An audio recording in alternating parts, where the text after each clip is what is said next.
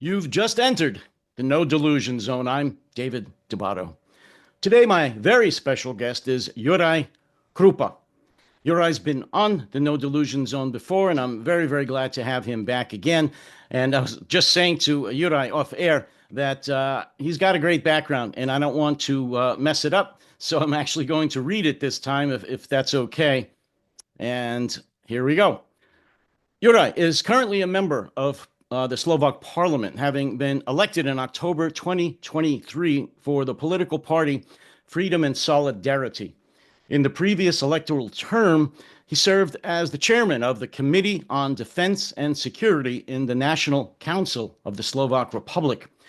Before being elected to serve in the National Council, Jurai Krupa was the Security and Defense Program Director at the independent non-governmental organization Slovak Security Policy Institute from 2016 to 2019. During these years, he became the go-to expert for the media, providing analysis and statements on both international and domestic defense and security policies and current issues. His expertise in defense policy, crisis management, and bilateral and multilateral relations was developed over the years he spent working for the Ministry of Defense of the Slovak Republic. Further, from 2013 to 2016, Jurai worked at the permanent delegation of the Slovak Republic to NATO. He holds a Doctor of Philosophy degree in international relations, and he is fluent in English, German, and French. Jurai, again, I welcome you once more to the No Delusion Zone. Thank you very much for the invitation. I'm glad being back. Same here. Jurai, I have to say that the last time we spoke, which was about 6, 7, 8 months ago, your prime minister had just recently experienced an assassination attempt. We, of course, are talking about Robert Fico. And actually, during the recording of our podcast, you learned live on the air that he had been shot. And you returned to the Capitol, and as with all the delegates, to find out what had happened. Mr. Fico has recovered, almost, I would say, totally. And he's back doing his duties and has been for some time. But I have to say that was one of the more dramatic podcasts that I've ever been involved with. Oh, yes. Yeah, well, one would accept that after the assassination attempt, that he would rethink his attitude towards domestic policies and foreign policies.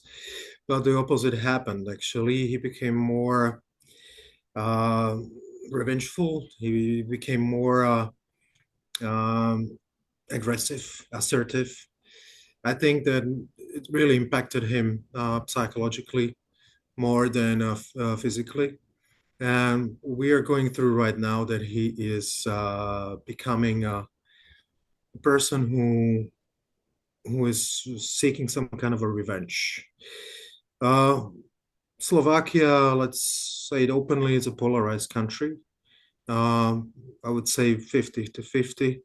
And he is misusing the polarization, and he is calling for the other half of the population, which is pro-Western, pro-democratic, etc., that this is the part of the society with all around it, with the media, free media, etc., that these are the enemies of the state. You're right. Let me interrupt if I could. I apologize. But for those of my listeners, possibly most of them, who really don't know the arc, the change in Robert Fico, could you just briefly explain the change in him? He was not always a pro-Kremlin politician. He was more left. Can you just, again, briefly explain the metamorphosis, the change in Fico to what he is today? The thing is that he's never been a really deep inside him a person who believed in the values of and of freedom, democracy, and etc. He just played it.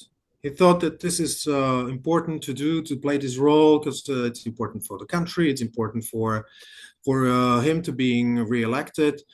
But since 2014, since the start of the Russian war against Ukraine, he became basically the one spreading the Russian narratives. And he saw that the Russian narrative, the Kremlin disinformation wave we are facing, for almost more than 10 years, is something which is helping him to polarize society, motivate and mobilize the part of his electorate, and keeping him certain possibilities to gain power and to keep the power. So for him, it's very important to play this role, even though sometimes he's not even believing in it, but he's playing it the same. He's an opportunist. Otherwise, it's like been before. He played the role of being the most pro-EU politician. He wanted to be like in the center of the European Union. Now he's a person who found himself somewhere as the disintegrator of the European Union together with Viktor Orban. I would say that those two found themselves, and they're trying to play a dual game, double game against the European Union, using, of course, the funding, but playing against it, and misusing the Russian influence. But one has to understand that he entered the Communist Party in 1988. The regime fell in 1989. So, and everybody at that time already knew that it's going to fall. It was just a question of time. So he was always someone who believed in certain values which are not democratic. We had these tendencies to support authoritarian regimes, which is coming out right now. He didn't change, actually. I think that what we're seeing right now is the true face of Mr. Fico, what he was trying to hide before. The situation is that Slovakia, as a member of the EU and NATO, is a country which is getting more and more isolated. And he understands it. There are no visits, no contacts on a medium or high level between our partners and allies. So he's trying to compensate it with others, with China, with Brazil, with Azerbaijan, and countries which are known for its authoritarian regimes. Even just recently, he visited China with half of the government. It's signed a strategic agreement with China. We signed a strategic partnership with China. If you ask me in detail, what does it mean? Nobody really knows, because nobody got to see anything. But he's been there. He's signed this kind of strategic partnership with China. He wants to have more contacts, more business with China. On one hand, it's understandable. On the other hand, everybody should understand that China is not a partner. You have or you play the standard games. You have to be vigilant, because everybody understands what China has been doing, what China is doing, and using its economic influence in its investments, in critical infrastructure to get more deep into the country. What is the strength of a small state like Slovakia is that it's a member of organizations like the NATO or EU, which are based on consensus based. So that means once there is a bigger influence, either it's Russia or China, you may start to hamper, as a small country, the processes in such big organizations and hamper the foreign policies of bigger countries. And that's what's happening. Just today, my country and Hungary vetoed imposing sanctions on Georgian officials, the officials from Georgia, which is a sign, another sign that we are really starting to play this double game, officially pretending being a reliable partner of EU NATO. But every time on each for us, like recently on the NATO foreign ministerial meeting, our foreign minister was the only one who said that we should keep relations with Russia, that Russia won't disappear, that Russia is our partner, that Russia will be on our border, that we should deepen the relations with Russia, etc. And you can imagine that this voice is being heard, and it's being heard and seen by our allies and partners, which means that we're starting to lose support and trustworthy. I mean, we're not trustworthy anymore. Well, let me ask So you this, everybody, Yuri. I understand what you're saying, and I understand why Fico could ideologically start or has aligned himself more and more with the Kremlin. But the Kremlin, Russia's not a very rich country.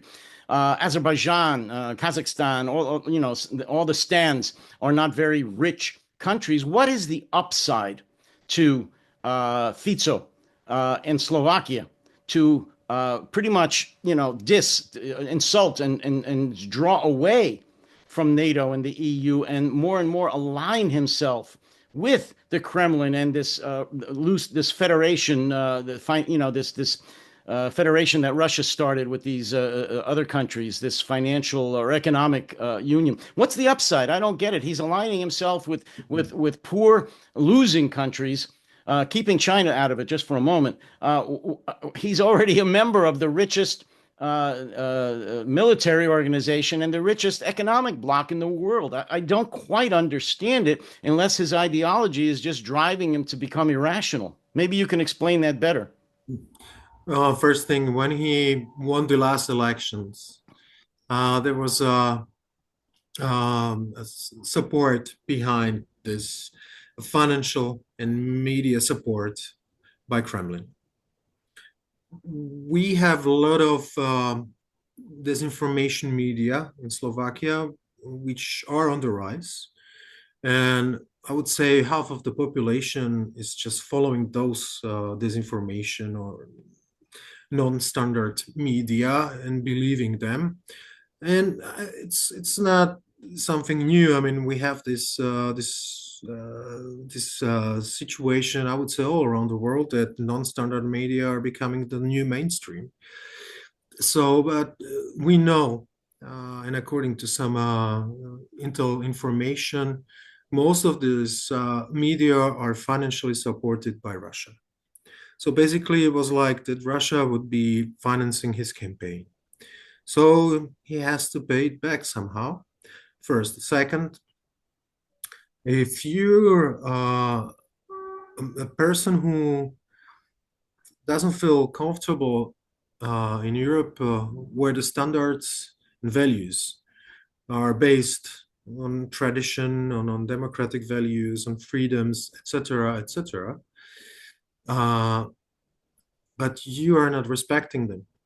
You're the one who is not blamed by authoritarian regimes for those that you're hampering the processes, trying to influence the media, corruption, etc. I mean, all this scenario he is trying to break and to make it to its own liking. There you feel more attracted by these people, and you have to understand that even though Russia is a poor country, but it doesn't mean that they're not investing a lot of money into its foreign operations. And we're talking here about hundreds of millions. Just recently, the investigation which took place in Romania after the presidential elections, which were most probably rigged or influenced by Russia and Russian intel services, they found millions of dollars after the investigation in homes and people which had the impact on influencing the elections. But I have to name Romania again because this is the only way how you deal with hybrid threats. And they stood up, they annullated the elections, they did an investigation, and there will be new elections. Well, what I'm afraid of is that the contacts we are having with Russia are becoming more and more frequent. And I'm afraid the next elections, which will take place in Slovakia, will be also rigged or influenced by Russia. And this is maybe the goal, again, of the prime minister and this coalition, which is mostly pro-Russian. You're right. Having said all of that, what's your honest opinion of the mood right now of the Slovak people? You mentioned that it's very polarized. I'm quite familiar with polarization living in the United States right now. Um, is it 50-50? What's the mood right now? Is it fear? Is it hope? How would you characterize it? Oh, it's a disappointment. It's a disappointment. It's the expectations were failed in many ways. But what's funny is that we had basically two prime ministers which were ruling this country for more than 18 years out of its 32 years independence. Uh, and those two prime ministers are mostly responsible. One of them is Fico, which is now in power for 14 years and might be another three, or maybe in other elections. Where there's mismanagement, corruption, and so on and so on. And the people are disappointed. There's disillusion. But with the right propaganda, with the right marketing, you can cover up and you can always blame someone else. And this is one of the rules we're facing here already for a long time. You blame Brussels, you blame the US, you blame Soros, you blame all of this imaginary threats while you're avoiding the real threats, which there are real ones, like Russia, like China, like the others. So this is it. Um, I don't know if there is a possibility to say how polarized it is. I mean, of course, in general, it's like 50-50. The opposition lost the elections by 90,000 votes. 90,000, so not even 100,000. And the mood is changing slowly in Slovakia despite the polarization, because we're facing also economical impacts. There was this energy crisis, etc., but we're going through kind of economic consolidation. Things are becoming more and more expensive. It's getting more and more difficult for the population to keep the social standards. And the government is basically raising the taxes constantly and collecting in more and more money. And it's what's typical for the socialists. They're collecting money to spending it on something else. So basically, they're not saving money. They're not investing into the future. It's always based on funding, on supporting that you have free railways for students and for elderly people, that you provide this and that, like this kind of a social support. So basically wasting the money on something which is not coming back. There is no reinvestment. So Let me ask you this, Yura. I don't know what your opinion was. You mentioned some of the former leaders, and this has been going on a long time. Uh, these issues are nothing new.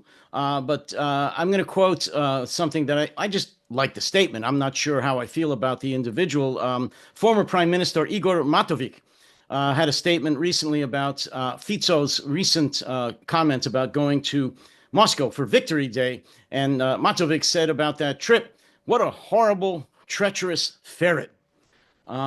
I just like the image. Again, I'm not sure what your thoughts are about Mr. Matovic, but how does he play into all of this? Was he a good prime minister? Was he in the mold of current Fico, or is that an honest statement by him, or what do you make of all of his thoughts on Fico's current performance? well, when we talk about Matovic, I don't want to spend much time on him.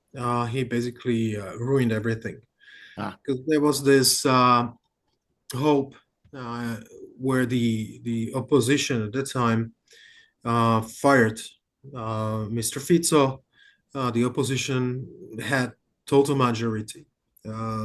constitutional majority, we call it in the parliament. That means that we could have even had the opportunity to change the constitution. But he lasted only for 1 year, and he was the one giving Fico the chance to come back. He mismanaged basically on the level of communication, on cooperation in the coalition, etc. So there were a lot of mistakes made, which made Mr. Fico coming back. But when we talk about the visit of Fico to Moscow, of course it's traitors. I mean, he behaves like a traitor, and of course he betrays the interests of Slovakia as a member of the European Union and the Euro-Atlantic area. He's the only leader of EU or NATO countries who is planning and will be visiting Moscow on May 9th. And he will be giving respect to the Russian army, which is devastating Ukraine, which is killing people, which is killing and raping women, killing kids, abducting kids to Russia. All this horrible mess, all these horrible things which are happening there right now. He is flying there to give them a respect, to present them the respect of the Prime Minister of Slovak Republic. He will be standing there together with maybe the North Korean leader or Kim Jong-un, maybe with, I don't know, with all of these authoritarian and totalitarian representatives of Iran, Venezuela, etc. Is the only leader of let's say, country from the Western civilization. So it's betraying the interests, the interests of the foreign policy, whatever you name it, of Slovakia. This is clear. So Orban is not even going. Is that correct? The thing is that Orban, he is pro-Russian, or he is playing his double game, but he is not even doing this. Fico was even having an interview and giving an interview in Russian TV, Russia 1, where he was blaming the West for the war in Ukraine, where he was giving respect to Vladimir Putin and to the Red Army, where he was repeating the Kremlin narratives, the Kremlin hoaxes, that he believes in it, that Ukraine is not a state which is, I mean, he is the one traveling around the world and saying that Ukraine is also responsible for the war, for the Russian aggression, that the West is behind it, that if there would be no US, there would be no Ukraine, that Ukraine is a country which is not independent, that it's only the US and EU money which are keeping it independent, and so on and so on. So all these narratives, he is always sharing these threats that if we get more and more involved in Ukraine, we will end up in a nuclear war, etc. That there are always red lines. He was always against the support of Ukraine. He is basically saying that he wants to have an unfair peace in Ukraine.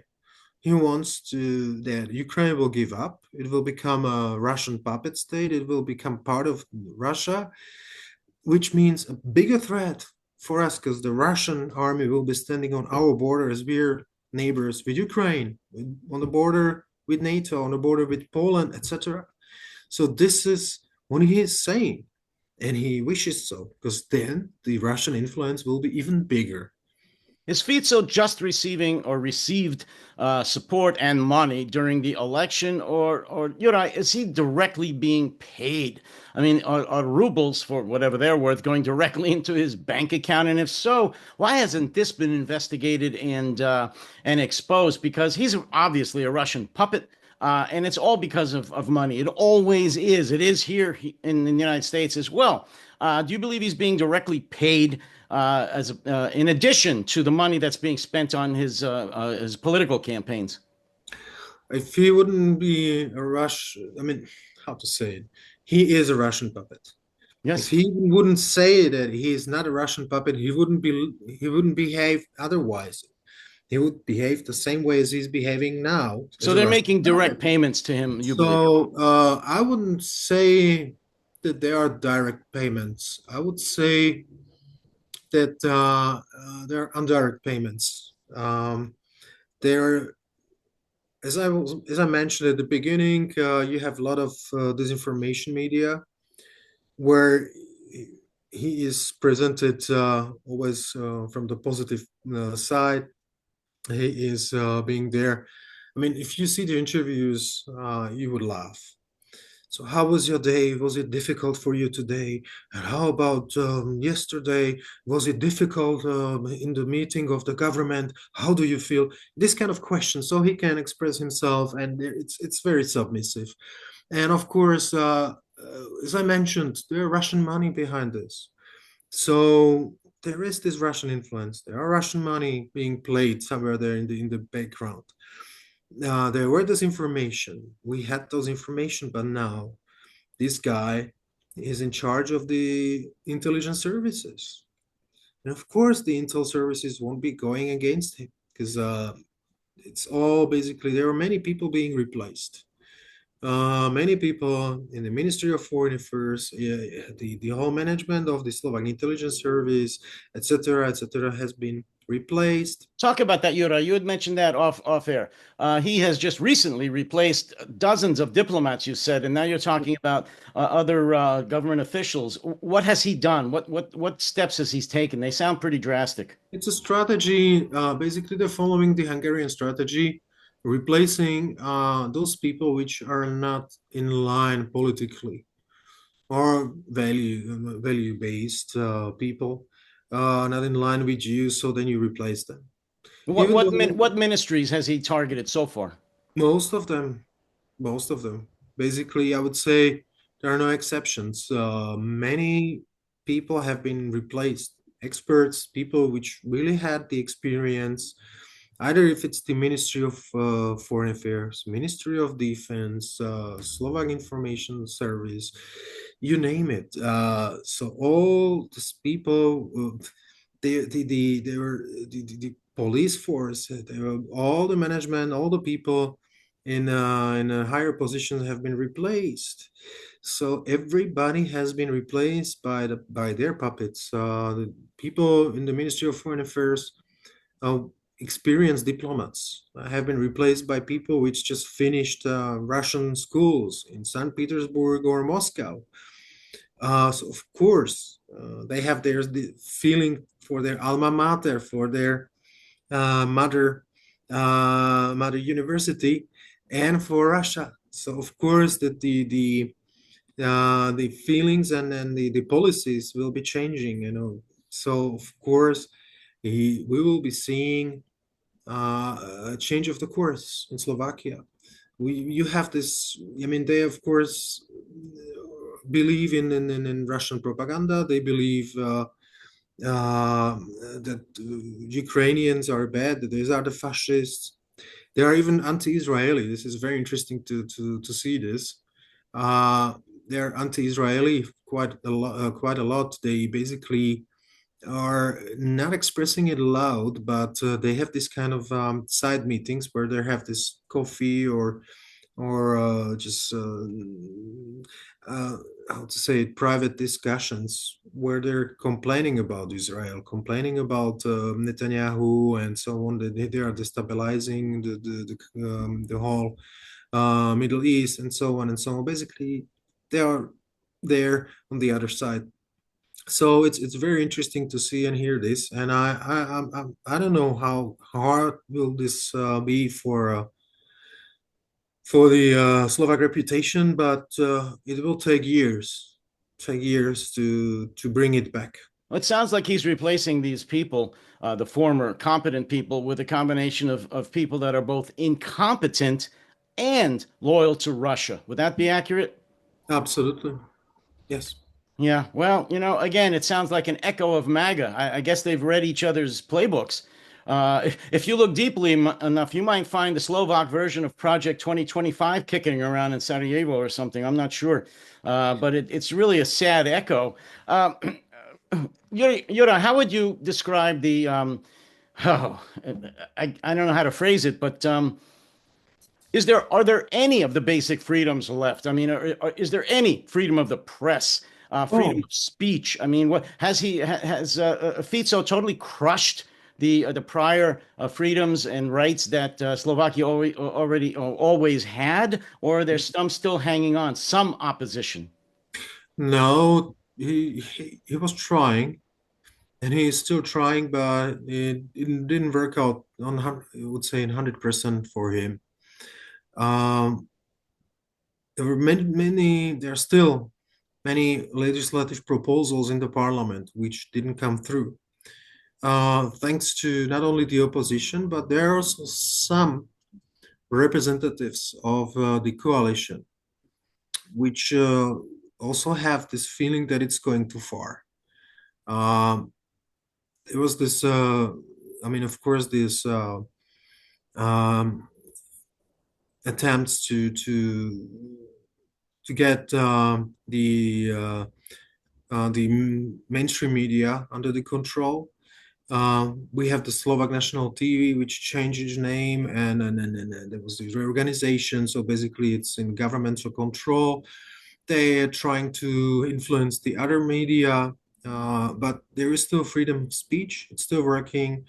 Um, it took Viktor Orban years to change the landscape of media.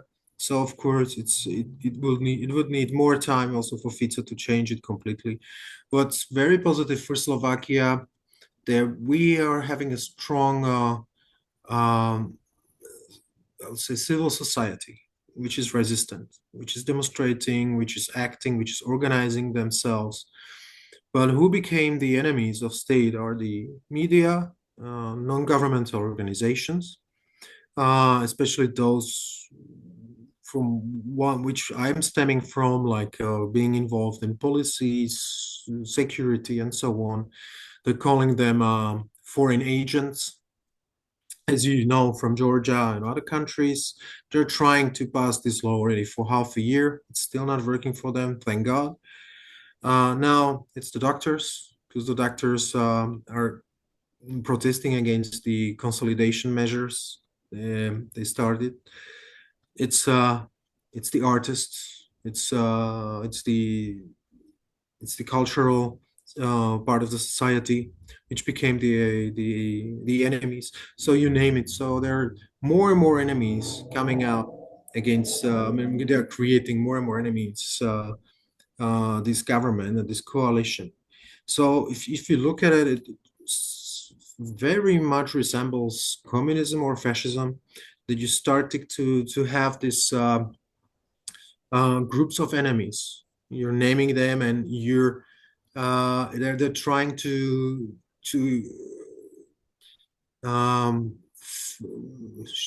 I would say it's to share the negative emotions about the societies in the public. They are spreading information like the doctors are earning so much money that no normal person can't earn. So why are they protesting against the consolidation? They should, be more, respecting the social economic situation and so on. So it's basically like spreading the negative emotions among the population. Doctors are bad, artists are bad. I don't know the Professors. actors, etc. No, the professors and the academic sphere is coming up. They're preparing some legislation, and yes, I'm expecting it coming up in spring. They'd like to put food in the academic sphere. They're trying to change all these criteria and boards of the universities, etc. So they're doing the maximum possible. What they're missing is people. They're missing people. I mean, if you want to change the whole society and put your people in the place, You have to have people in your pocket to fill the gaps, and they don't have it. So this is also holding them back. And there, as I mentioned, the civil society, which is quite strong, many people refuse to cooperate with them, even though they're becoming they're offered lucrative proposals. They refuse. So they don't have people, which is good. So there is some restraint, there is some resistance in the civil society, which is very good to see, and it's hampering their ambitions. Jurai, what you're describing is fascism. I'm sorry, it is, because I'm dealing with it here now. Not me, we, what I call the opposition in America, from a very traumatic election. Would you go out on a limb and call Robert Fico at this point a fascist? Well, he is, I would say, from a social democrat, he changed to a right-wing radical, which is a total change, total shift to complete different mindset. Even though, and he is competing with, we have this kind of fascist parties in Slovakia, smaller ones. So he's competing with them for the voters.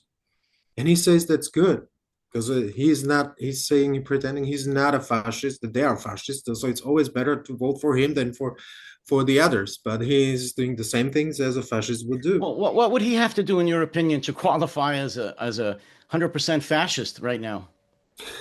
I wouldn't say it's he's 100%. He's opportunist. He's an opportunist. Uh, he is he's an opportunist. He's an opportunist. If he has to play the fascist, he will play the fascist. If he has to play the communist, he will play the communist. If he has to play whatever is necessary to be played, only what he is interested in is keeping the power. That's all. There is no vision, there is no plan, there is no strategy, there is nothing. Just keeping the power. That's it. What is the future like, say, just in 2025 for Slovak support, whether militarily and or economically, for Ukraine? For Ukraine, huh, this is hard to say because nobody knows what the Trump administration will do. And of course, they will need the support of the US militarily, because what we lost in Europe is the capacity of producing enough. Uh, Europe is trying to boost its defense industry, but it's taking too long. And of course, many things should have been changed and fast, and also investing not only in defense industry but in modernization, etc. But when we talk about Ukraine, it's a war of civilizations. It's a war of civilizations. I mean, on one hand, you have the Russians with the North Koreans and Iranians standing there with the Chinese support against the civilized Euro-Atlantic area, against the civilized Western world. And there is the breaking point. So, of course, Ukraine needs any support necessary to, when it's the right time to negotiate a fair peace. It has to be a fair peace. It doesn't have to be a peace on behalf of the Ukrainians, because the Ukrainians, I mean, they will keep on fighting. I mean, not many people know, but after the Second World War, even the Banderas, they were fighting for another 8 years against the Red Army. So they will continue the fight until they can. I So, assume that you're speaking on behalf of your party as well. Is that the of position of your course, party? well, of course, of course. So what we need is the backing of Ukraine. We know that the Russian economy is crumbling slowly, but it's crumbling. It's a war of mathematics, and we have to see when the Russians will be missing the investments into their defense industry. This is all very important also for NATO, not only for Ukraine, to be prepared, to be ready, and to have the time to prepare for the Russian coming back. So, and having Ukrainians on our side, I mean, they have this, I would say, the second strongest army now in Europe, the most war experienced, the only one which can handle even these miserable conditions, the Russians. I mean, of course, having them on our side means that the Russians will be in a certain situation, so it will be very difficult for them to think of other scenarios. We've talked about the incredible amount of disinformation in not only Slovakia, but throughout Europe today. Despite that, do you believe that at least 50% of the Slovak people support or support the continuing support of Ukraine? Or have they been turned against it by disinformation? No, I mean it's polarized, as you mentioned. Mm. So it's of course there is part of society which like to keep support for Ukraine, and there is a part which thinks that it's enough and we should finish. But this part, which is thinking of finishing fast on behalf of Ukraine, is not thinking this on about the second step coming up. It's like what will be the scenarios afterwards. So, and we need to understand that Russia won't stop on Ukrainian soil. If once they get Ukraine, they will continue. Yuri, I know you know this, but if Russia prevails in Ukraine for whatever reason, they are going to absorb all of the Ukrainian economic and industrial base, in addition Of course. to absorbing all of the Ukrainian military, which, as you said, is second in Europe. Without the United States, I say it's the first strongest army in Europe. They will then take this new, larger, reconstituted Russian military and economic all the base and know-how, roll into all Eastern the Europe. know-how, all the experience. So yes, and do we want to see this? No. So of course, do we want to see Russia in their boundaries? Yes. The West is somewhere still stuck in the Cold War era, still thinking of Moscow and the Kremlin as the big power with all its might. But it's not true. It's And not with an true. ideology that the West can understand. That's gone. It's gone. That's not true. It's Of not the course, Soviet Union. they have It's no ideology. kleptocracy. There's no ideology. There's just No. interest, And again, imperialist interest. you understand this, and everybody in your party No, but we should start to understands bring what's in the going on, West but the about people the don't. possibility to beat Russia. That Russia will lose, and yes, Russia can lose. Oh, very Yes. easily. I believe. Well, I know Russia I could mean, I lose mean, if not they in just supported Ukraine, Ukraine. not in Ukraine. I'm not talking about No, Ukraine in right Ukraine, now, in Ukraine. but in the future, Yeah, yes, without this without will NATO, happen. with their own people adequately supplied, they could beat Russia, no question. Of course, and Russia could implode, Yes. just fall into its own traps. They're building all the time. It's the Potemkin walls they're building. There's nothing behind it. So yes, No, if let me. I'm sorry. Let me. We're starting to run out of time. Let me ask you this closing question. You're a lot closer, both philosophically and in reality, to Russia than I am. Certainly, the United States. What are you hearing? What are you seeing? And what do you believe is the true state of the Russian economy?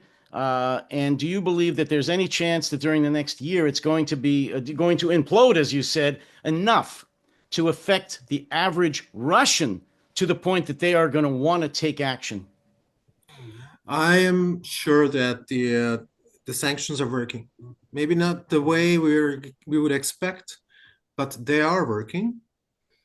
And the Russian economy is slowly crumbling. The social economic situation is downgrading very fast. The inflation is huge.